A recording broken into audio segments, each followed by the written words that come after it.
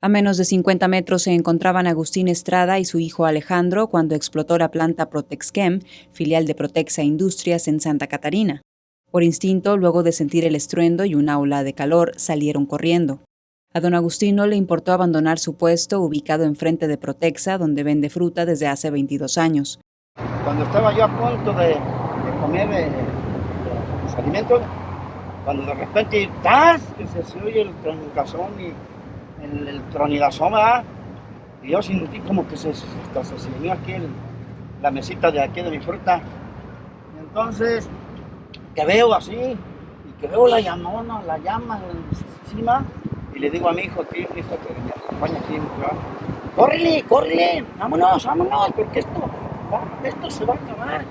Entonces yo vi que la llama como que le extendió, y yo creí que, mi temor, lo que yo sentí en ese instante, que se puede expandir la llama y nos fuera a alcanzar hasta por acá.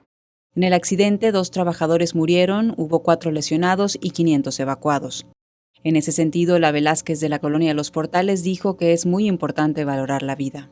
Y pues más que nada le digo a mi hermana que valoremos realmente la vida, que en un segundo, en un abrir y cerrar de ojos se puede acabar todo. La Fiscalía General inició una carpeta de investigación por la explosión e incendio ocurridos la tarde del miércoles.